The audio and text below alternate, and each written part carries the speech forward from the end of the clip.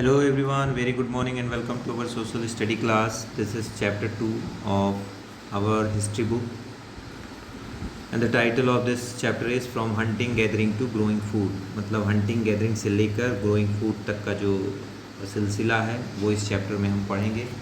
तो पिछले वीडियो में हमने इसका हाफ पार्ट जो है वो कंप्लीट कर लिया था, और आज के वीडियो में जहां हमने लास्ट वीडियो में छोड़ा था उसके आगे से कंटिन्यू करेंगे। तो देखते हैं कहाँ से हमें कंटिन्यू करना है।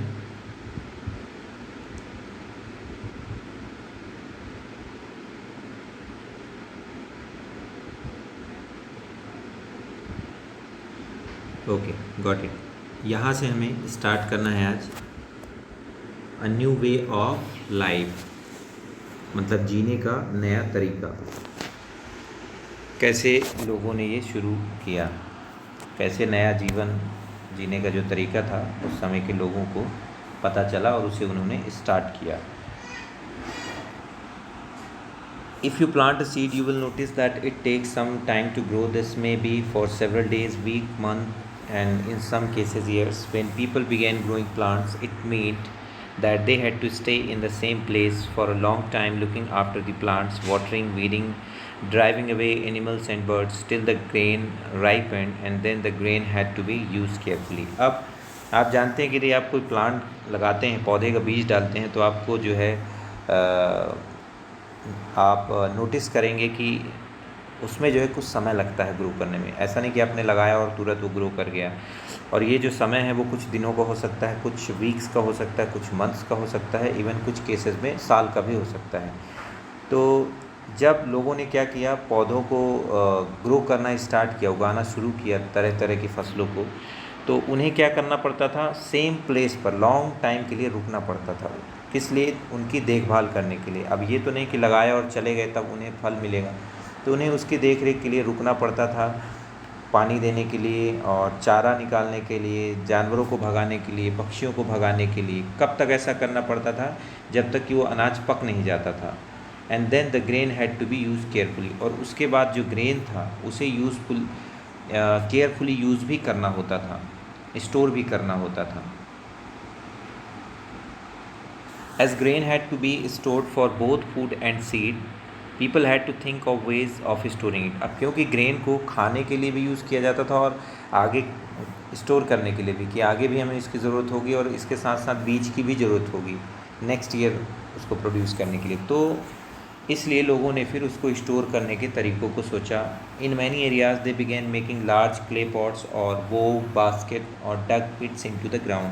बहुत सारी जगहों में क्या किया लोगों ने, बड़े बड़े मिट्टी के बर्तन बनाए, ड्रम जैसे जो गाँव में आपने देखा होगा कच्चे घरों में लोगों के होते हैं, तो वो बड़े बड़े साइज़ के मिट्टियों के पॉट्स बनाए स्टोर करने के लिए, अनाज को स्टोर करने के लिए। बास्केट्स में रखते थे, बड़े बड़े टोकरी जो होती थी, या तो फिर कई जगह उसको स्टोर करने के लिए ग्राउंड में गड्ढे खोदकर स्टोर किया जाता था। स्टोरिंग एनिमल्स, अब अनाज के साथ साथ जानवरों को स्टोरेज करना कैसे उन्होंने स्टार्ट किया, कैसे स्टोर करना शुरू किया। Animals multiply naturally, besides if they are looked after carefully they provide milk which is an important source of food and meat whenever required. In other words, animals that are reared can be used as a store of food. अब animals जो है multiply होते हैं naturally, आपको पता है वो अपने यंगर वंस को भी प्रोड्यूस करते हैं, तो वो धीरे धीरे बढ़ते हैं और इसके साथ साथ उन्हें जो है उनकी देख रेख करने की बहुत ज़्यादा ज़रूरत होती है, क्योंकि वो हमें मिल्क प्रोवाइड करते हैं जो कि एक इम्पॉर्टेंट सोर्स है हमारे भोजन का, और मीट मिलता है जब भी हमें रिक्वायरमेंट होती है। दूसरे शब्दों में भी कह सकते हैं कि जो एनिमल्स जो पाले जाते हैं जानवर, वो एक भोजन के रूप में ही, भोजन के स्रोत के रूप में ही होते हैं। Finding out about the first farmers and herders, अब पता लगाते हैं कि पहली बार जो फार्मर्स थे उनका पता कैसे लगा, किसानी जो लोग करते थे उनका पता कैसे लगा, और जो पशुपालन करते थे उनके बारे में कैसे पता लगा। टर्न टू मैप 2, मैप 2 में आपको देखना है, मैप में देखेंगे आप जब मैप 2 में पेज 13 पे, तो आप नोटिस करेंगे उसमें काफ़ी सारे ब्लू स्क्वायर्स हैं। Each marks site from where archaeologist have found evidence of early farmers and herders. ये जो साइट्स हैं, ये जो ब्लू कलर से स्क्वायर मार्क्स किए गए हैं, ये वो साइट्स हैं जहाँ पर आर्कियोलॉजिस्ट को खेती किसानी के और पशुपालन के प्रूफ मिले। चलिए मैप 2 में देख लेते हैं, पेज 13 पर ब्लू कलर के स्क्वायर जो हैं।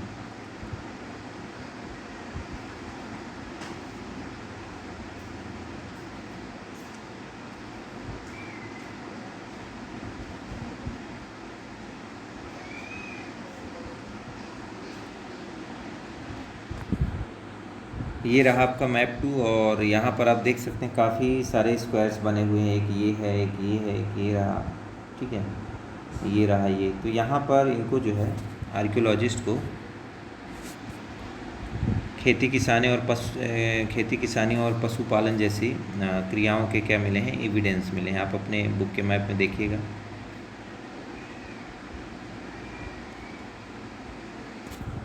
आगे बढ़ते हैं।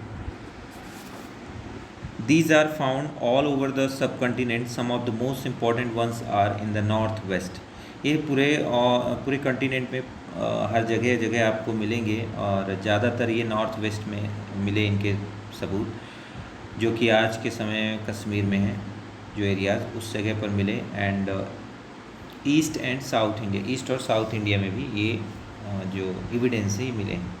To find out whether these sites were settlements of farmers and herders, scientists study evidence of plants and animal bone.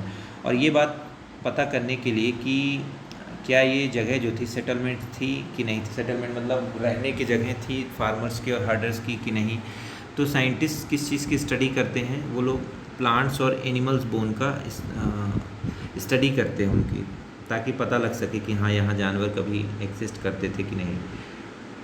One of the most exciting finds includes remains of burnt grain. और इनमें से एक बहुत जो महत्वपूर्ण जो site थी जहाँ पर सबूत मिले थे जले हुए अनाज के।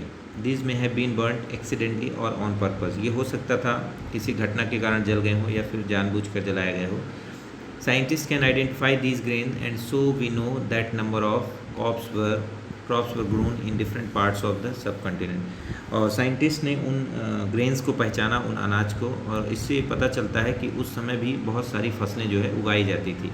They can also identify the bones of different animals. और साथ साथ उन्हें बहुत सारे जानवरों की बोन्स भी मिले। Towards a settled life. अब कैसे एक सेटल्ड लाइफ की ओर मानव जीवन जो है तो बढ़ा। Archaeologist have found traces of huts और houses at some sites. Archaeologist को कुछ जगहों पर झोपड़ी और घरों के सबूत मिले हैं। For example in Burzahom in present day Kashmir. Kashmir में जो बुरजाहोम नाम की जगह है वहाँ पर क्या मिला, people built pit houses which were dug into the ground. लोगों ने गड्ढे जैसे घर बना रखे थे जो कि ज़मीन के अंदर बनाए जाते हैं। With steps leading into them, और उनमें नीचे उतरने के लिए सीढ़ियाँ बनी हुई। These may have provided shelter in cold weather.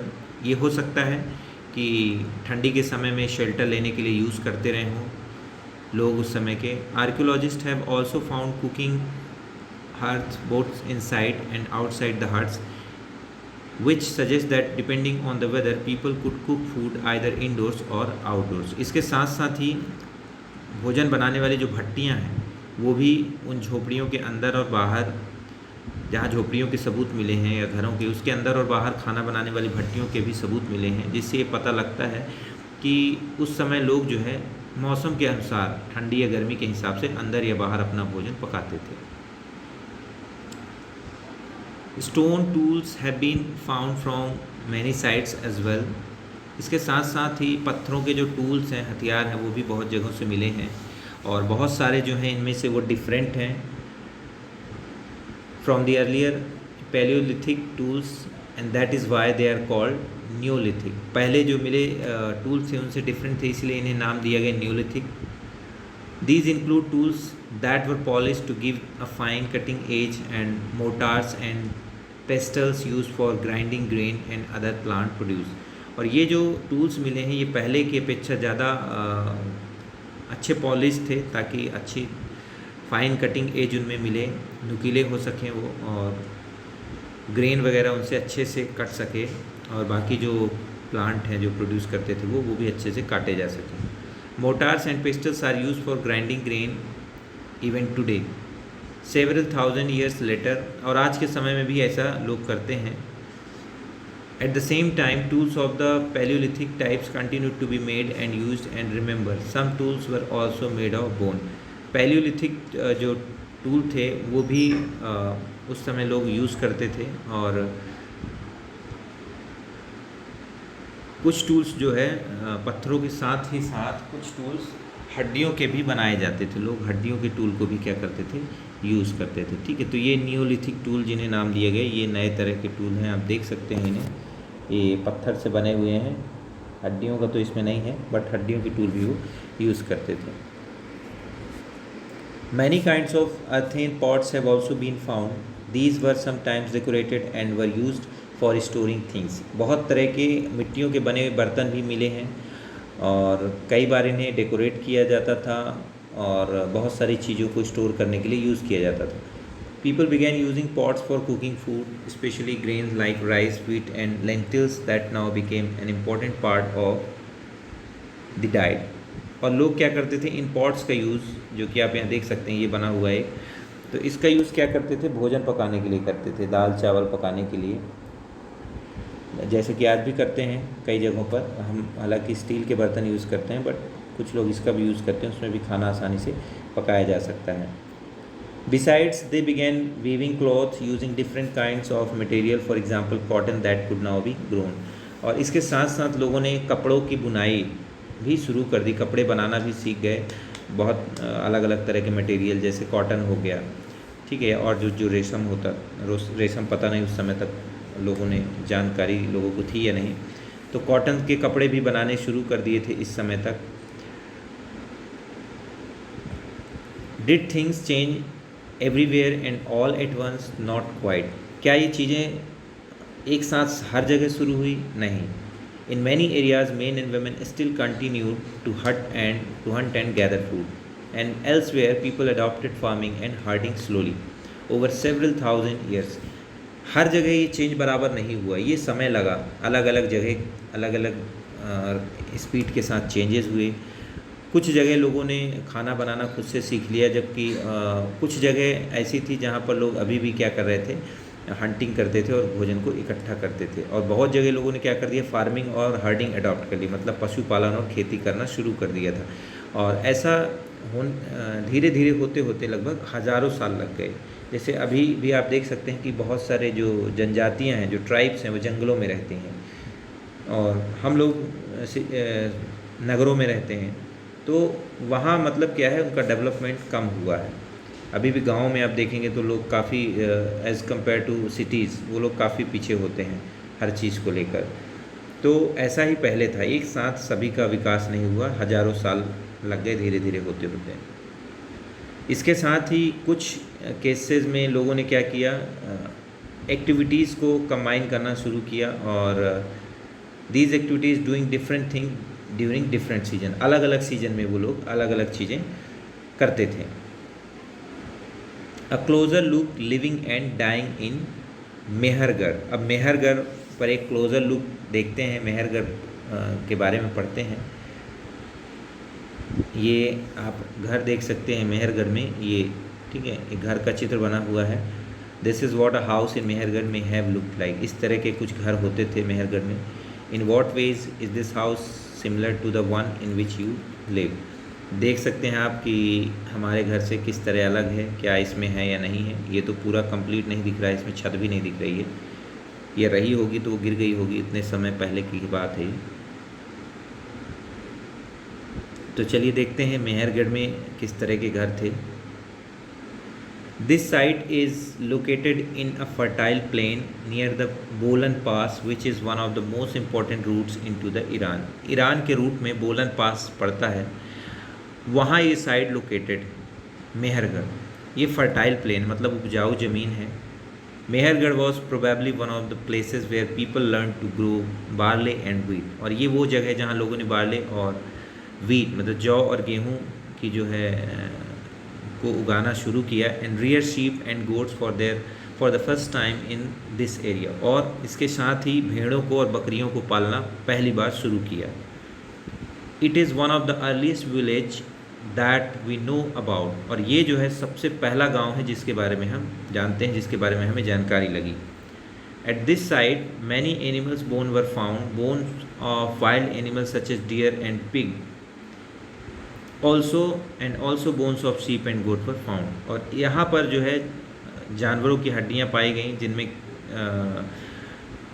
हिरन और सूअर थे, इसके साथ साथ बकरी और भेड़ों की हड्डियाँ भी पाई गई। Other finds at Mehrgarh include remains of square और रेक्टेंगुलर हाउसेस। इसके साथ साथ जो और भी चीज़ें मिली उसमें क्या थे, अवशेष रेक्टेंगुलर घरों के, स्क्वायर और रेक्टेंगुलर घर जो होते थे उसके अवशेष मिले, जैसा कि आप इस चित्र में देख सकते हैं जो मैंने अभी आपको दिखाया लेफ्ट में ये वाला, ठीक है, स्क्वायर हाउस बना हुआ है। ईच हाउस हैड 4 और मोर कंपार्टमेंट, जैसा कि आप देख सकते हैं इसमें 4 कंपार्टमेंट बने हुए हैं। इसी तरह के कई घरों के सबूत मिले हैं। सम ऑफ विच में है बीन यूज फॉर स्टोरेज, कुछ उनमें से जो होते थे कंपार्टमेंट वो ग्रेन या और चीज़ों को स्टोर करने के लिए यूज़ किए जाते थे। When people die their relatives and friend generally pay respect to them, जब लोग मर जाते थे तो लोग क्या करते थे, उन्हें रिस्पेक्ट पे करते थे, उन्हें अपनी श्रद्धांजलि देते थे। People look after them perhaps in the believe that there is some form of life after them, और लोग मरने के बाद भी उनकी देख रेख करते थे, लुक आफ्टर करते थे। शायद उनका ऐसा मानना था कि मरने के बाद भी कोई एक जीवन होता है जहाँ पर इंसान पहुँच जाता है। Burial is one such arrangement, और बरियल इस तरह का कुछ अरेंजमेंट होता था, मतलब जहाँ दफनाते थे तो वहाँ इस तरह से लोग अरेंज करते थे। Several burial sites have been found at Mehrgarh, Mehrgarh में बहुत सारी कब्रगाह जो जहाँ पर लोगों को दफनाया जाता वहाँ पाई गई हैं वो। In one instance the dead person was buried with goats which were probably meant to serve as food in the next world. और उदाहरण के लिए एक जगह ऐसी साइट पाई गई जहाँ मरे हुए व्यक्ति के साथ बकरी दफनाई गई, मतलब बकरी की हड्डियाँ भी मिली होंगी इंसान की हड्डियों के साथ, जिसका मतलब संभवतः ये है कि शायद उसको मरने के बाद दफनाने के साथ साथ उसके साथ बकरी को भी दफना दिया गया कि इसके लिए खाने का स्रोत होगा, खाने का सोर्स होगा जहाँ जाएगा ये मरने के बाद भी, ऐसा उनका मानना था। यहाँ आप देख सकते हैं ये बरियल, ये हड्डियाँ आप यहाँ देख सकते हैं, ठीक है।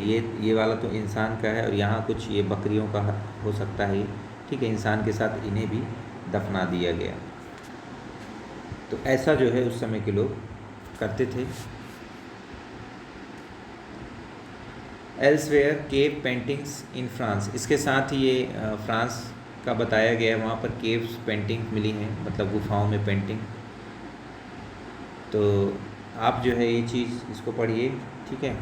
लिखा हुआ है कि फ्रांस में अपने एटलस को ढूंढिए आप, और जो पेंटिंग दी गई है नीचे वो एक फ्रांस की केव से ली गई है।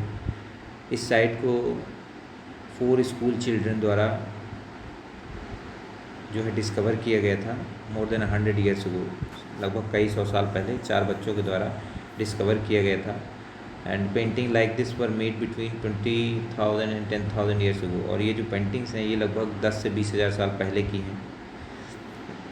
तो पहले पेंटिंग देख लेते हैं कौन सी पेंटिंग, ये देख सकते हैं आप, ठीक है। ये फ्रांस में मिली पेंटिंग है, ये दीवारों पर बनी हुई है, ये कुछ एनिमल्स की पेंटिंग समझ में आ रही। ये 4 बच्चों द्वारा, स्कूल के बच्चों द्वारा खोजी गई थी, वो कहीं घूमने गए होंगे।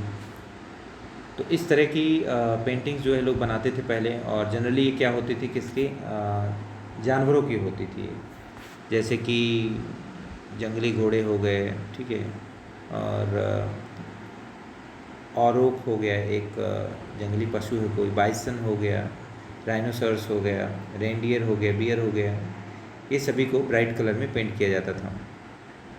This colour were made from minerals like ochre और आयरन ओर, ये सारी मिनरल्स जो होते थे उनसे कलर किया जाता था, और चारकोल जो होता था उससे। ऐसा संभवतः माना जाता है कि ये सेरेमोनियल ओकेजन पर ये बनाई जाती थी, जब कोई अवसर होता था उस टाइम पर पेंटिंग्स बनाते थे, और हो सकता है स्पेशल रिचुअल के लिए भी वो लोग बनाते रहे हों, ठीक।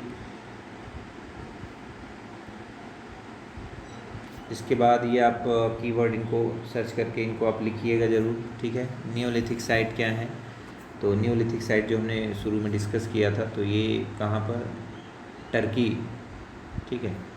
तो टर्की में जो है one of the famous neolithic site है Catal Huyuk was found in Turkey. बहुत सारी चीज़ें जो है बहुत दूर दूर से चीज़ें लाई गई थी, जैसे flint from Syria, cowries from Red Sea, shells from Mediterranean Sea and use in the settlement. Remember, settlement में सारी चीज़ें यूज़ की गई थी। उस समय कोई गाड़ियाँ नहीं होती थी, तो बहुत सारी चीज़ें जो है मोस्टली जानवर के पीठों पर लाद कर लाई जाती थी। चलिए, इसके साथ ये जो चैप्टर था यहाँ पर ये कंप्लीट होता है, ठीक है। इसके साथ ही, इस चैप्टर के साथ ही मैं आपको इसके क्वेश्चन आंसर्स की एक शीट भी अटैच कर दूँगा, ठीक है। Complete the sentences. Hunter gatherers chose to live in caves and roof and rock shelters because, ये आपको फिल करना है, ठीक है। इसके बाद ग्रास लैंड्स डेवलप्ड अराउंड, ये भी आपको देखना पड़ेगा, अभी हमने पढ़ा है, चैप्टर में होगा। Why do people who grow crops have to stay in the same place for a long time. Question में पूछा गया है कि जो लोग फसल उगाते थे क्यों उन्हें लंबे समय तक एक ही जगह रुकना पड़ता था। तो अभी हमने इसी वीडियो में देखा, पढ़ा कि क्योंकि फसलों को तैयार होने में समय लगता है। कई फसलें कुछ दिनों में तैयार होती हैं, कुछ हफ्तों में, कुछ महीनों में, कई में साल भी लग जाते हैं। तो इस कारण से उन्हें पानी देने के लिए, देख रेख करने के लिए और उसके बाद उसका उपयोग करने के लिए, उसको काट कर उपयोग करने के लिए लोग क्या है रुकते थे, जिससे जो फसल उन्होंने लगाई उसको वो ले सकें और उसका उपयोग कर सकें। देख रेख भी एक प्रमुख कारण था। थर्ड क्वेश्चन है इसमें, why do archaeologist think that many people who lived in Mehrgarh were hunters to start with and herding became more important later. ऐसा क्यों लगता है बहुत सारे आर्कियोलॉजिस्ट को कि बहुत सारे लोग जो मेहरगढ़ में रहते थे वो हंटर थे, और and that herding became more important later, और हर्डिंग जो है बाद में बहुत इम्पोर्टेंट बनी। नेक्स्ट क्वेश्चन है, why did hunter gatherers travel from place to place, in what ways are these similar different from the reason for which we travel today. जो hunter gatherers थे वो क्यों एक स्थान से दूसरे स्थान पर ट्रैवल करते थे। तो इसके बहुत सारे रीज़न हमने पढ़े कि एक तो इन सर्च ऑफ फूड, भोजन की तलाश में। दूसरी बात तो क्या होता था, समटाइम्स सीजनल चेंज भी करते थे वो, सीजन के कारण, मौसम बदलने के कारण, ठंडी गर्मी बारिश के कारण भी चेंज करते थे। भोजन की तलाश में चेंज करते थे। कई बार पानी के स्रोत जो होते थे वो सूख जाते थे, तो अदर जो वाटर सोर्सेज होते थे उस जगह पर चले जाते थे।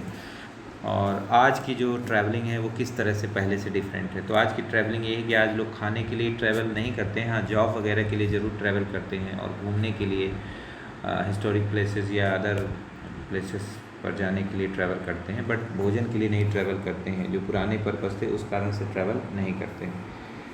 इसको भी देखेंगे हम, आंसर मैं इसका भेजूँगा आपको। फिर next list 3 ways in which Hunter gatherer use fire.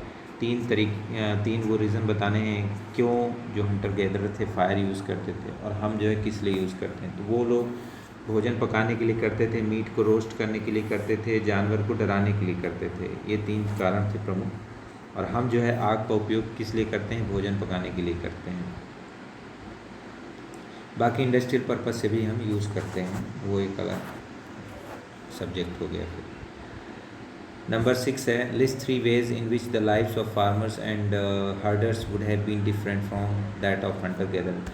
3 आपको इसमें डिफरेंस बताने किस तरह से जो लाइफ थी किसानों की और हर्डर्स की वो हंटर गैदरर से डिफरेंट रही होगी।